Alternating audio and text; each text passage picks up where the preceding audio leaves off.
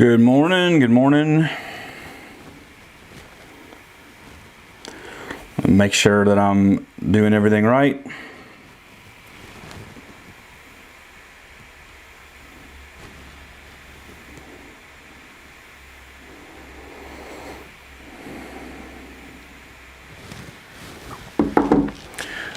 Good morning, everybody on Instagram, on Facebook, on YouTube. I gotta pull up my Zoom here.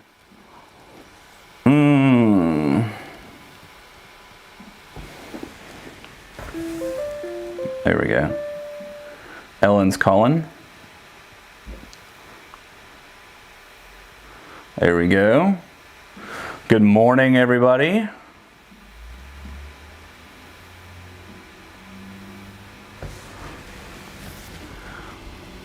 Can y'all hear me on Zoom? Well, no. Is Walker up? She's up. Mm-hmm. Y'all got me on Zoom? Good to go. All right. We're going to give a few more minutes, just as customary, just to give everybody a chance to roll out of bed and fix your hair and get your, I don't know if you drink coffee, students. I hope you don't drink coffee until you're older. By the way, let me tell you a story about how I started drinking coffee. Maybe this has got nothing to do with what we were supposed to do this morning, but I was at the beach and my dad, he at the time was drinking like 8 cups of coffee a day, and I woke up one early morning with him and I said, "Dad, what does coffee taste like?" And he said, "Okay, if you want coffee, you've got to drink the whole thing." And so he made me some coffee, and it was disgusting. But now I can't stop drinking it. So if your dad ever offers you a cup of coffee, just don't take it. It's just, don't do it.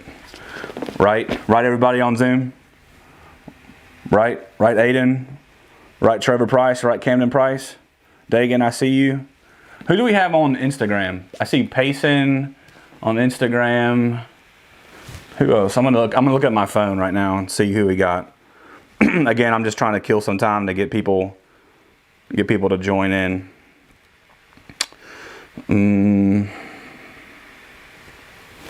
Let's see. Get people to join in. Hey Casey. Hey Sarah Ashley. Kate Peeler. Coffee. You're my homie right now. I have not met my coffee quota quite yet. Hey, if you love coffee, hey, listen, this is a good engagement exercise. If you like coffee, tell me what your favorite A, place to get coffee from is, and then B, what's your coffee drink. This will be good and educational for me. If you're on Zoom, you can do it in the chat. Do it in the chat so I can see. I'm gonna pull up the chat right here.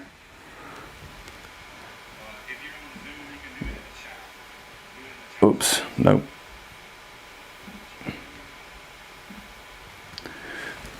Pull up the chat on Zoom and let's see. If you're on Facebook, I don't know if anybody's on Facebook. I'm about to check.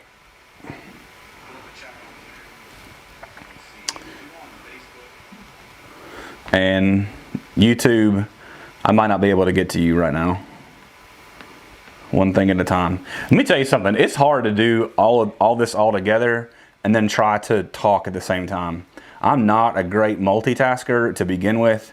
This just takes it to a whole new level. Like a whole new level. Let's see. There we go. Some people on here. Arby's Jamocha. That is maybe the best answer. Arby's Jamocha shake is super underrated. Super underrated. If you've not had an Arby's Jamocha shake, you need to do yourself a favor and you need to go get one. Maintain your social distancing, wear gloves if you have to, put your mask up, and then take a sip of that Jamocha shake. If you're having a bad day, that is going to help change things dramatically. Arby's Jamocha shake. What else we have? What else we got? Dunkin', plain. Yep, Ellen is a 1 sugar, 1 cream type of person. That's an easy order to remember. Rooted. I do like some Rooted.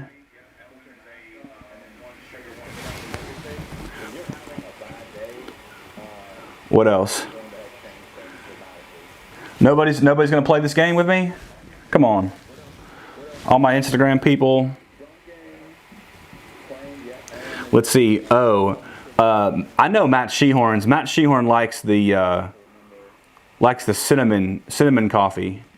We talk about that a whole lot. The cinnamon coffee. Yeah. Kurt likes it cheap. I also agree with that. Beth, the question was, what is your favorite place to get coffee from? And then what is your coffee drink? How do you drink your coffee? No. So for Kurt, like, this is somebody else is paying for your coffee and they're super rich and they don't care how much your coffee costs. What is your coffee drink? Anybody on YouTube? Anybody? Got a couple watching. Get in the chat. Tell me what your coffee drink is. You never know. I might throw you a coffee drink. Only if you participate, though. I'm not a mind reader. I'm not that good. Dunkin' Donuts French vanilla with cream.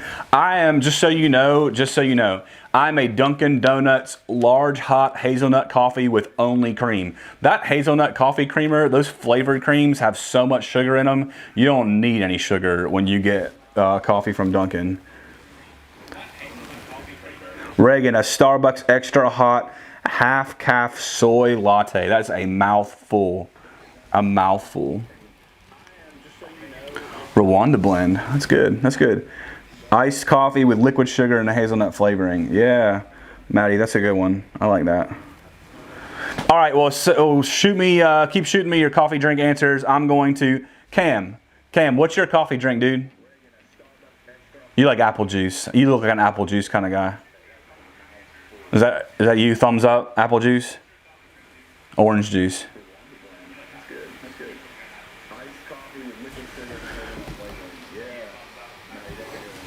Cam, Starbucks peppermint mocha. You're the man. You are the man.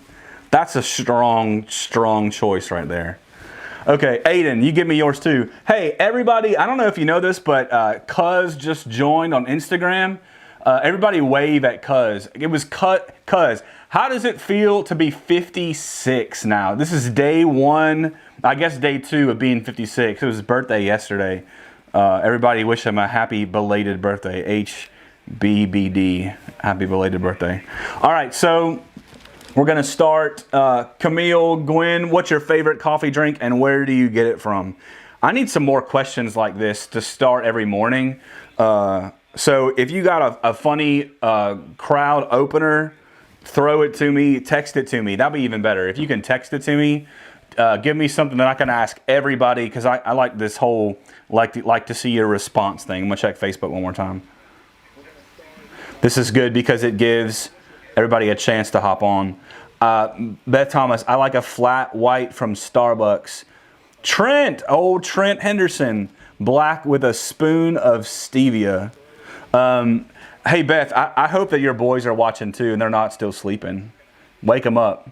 Allison Sidley, mocha frappuccino from Starbucks, but the mint one at Christmas. The mint one is good. I like the butterscotch one they have too. That's pretty good. Let's see. All right, so we're gonna start. We're gonna start our study this morning again. So just for those of you who are tuning in for the very first time, this is Holy Week. We started on Palm Sunday,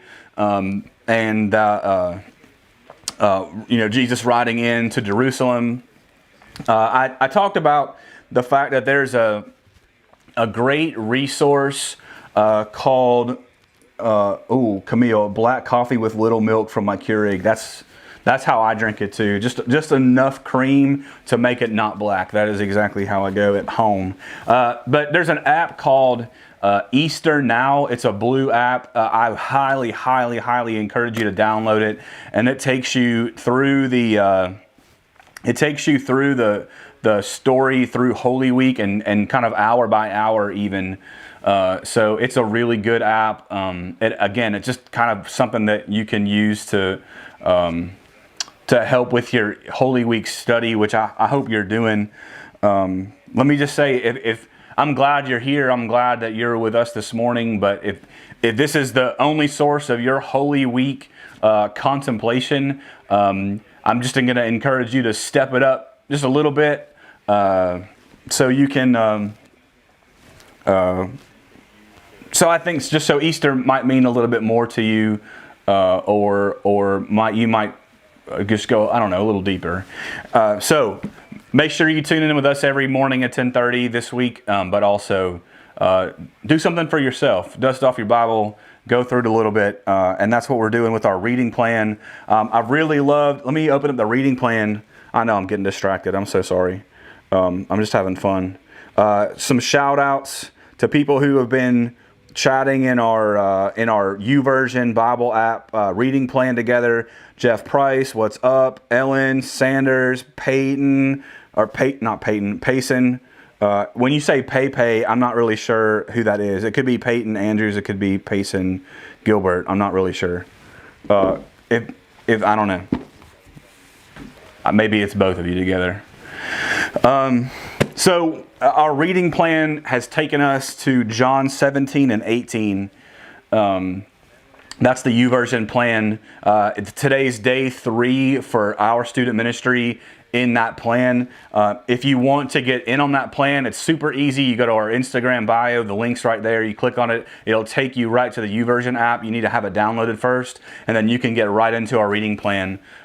We have like almost 70 people on that reading plan, which is incredible. So I'm super happy about that. So John 17, and I'm just going to summarize each chapter because it would take us a long time to get through it. So in chapter 17 in John is one just long prayer, and it's really interesting. You just need to remember that like this is hours before Jesus is betrayed, and so. These are Jesus' kind of last moments of like earthly freedom before he's arrested, and so this whole account from John is in 17 is just one long prayer, and it's interesting to me. And I shared this in the YouVersion comments. It's interesting to me that Jesus takes an incredible amount of time. And he is praying I guess he prays for himself a little bit, but really in the beginning he's praying, he's saying, Father, the time has come, glorify your Son so that your Son may glorify you. I don't even know that he's really praying for himself as much as he's praying that his life gives God honor. And then after that, he prays for his disciples. He prays over his disciples. He's asking God to take care of them. I pray for them, verse 9. I pray for them. I'm not praying for the world, but for those you have given me, for they are yours. All I have is yours, and all you have is mine. And somebody's calling me. And the glory has come to me through them. So he's just saying, God, these people that you have entrusted me with over the last few years of ministry and life, they're really yours, and I've just been stewarding their faith, and I've been helping them to grow, but they're yours. Would you take and watch after them? And then down in verse 20, Jesus is praying for all believers, the very people that he is going to the cross to give himself up for. He says, my prayer is not for them alone. Verse 20, I pray for those who will believe in me through their message, that all may be one. He's praying for unity. He's praying for unity in our world, unity for believers. Man, what would it look like if we were to live into that peace, to be unified? I see some unity happening just over the last 2-3 weeks. I've seen some extraordinary accounts of generosity and love, like Christ-centered love. And so maybe even without realizing it, we're living into this his prayer of unity for us. And then in John 18, this is the account where Jesus is arrested, where he's betrayed by Judas, where Peter cuts off the ear of the guard. And so John works through that, and then John talks about in verse 12, like Jesus is taken to the high priest. It talks about two guys named Annas and Caiaphas. Annas, he was I was reading this last night. Annas was a chief priest, somebody that was high up in Jewish authority. But Annas was relieved of his duties, and Caiaphas, who is his son-in-law, took his place. But I guess when, in Jewish culture, the chief priest, the people who we're talking about, they were like elected for life, and so for him to have his duty kind of stopped or paused or ended was pretty rare, and his son-in-law took his place. But Annas still had a lot of equity with people. People still looked at him like he had power and authority. So that's why both people, both Annas and Caiaphas, both men are here. They were involved in this. So I don't know if you're curious about that. It says Caiaphas was the one who advised the Jews it'd be good if one man died for the people. Caiaphas really has all the power because he's the one who is in place. So it talks about Peter's first denial, and then at the end of the chapter, his second and third.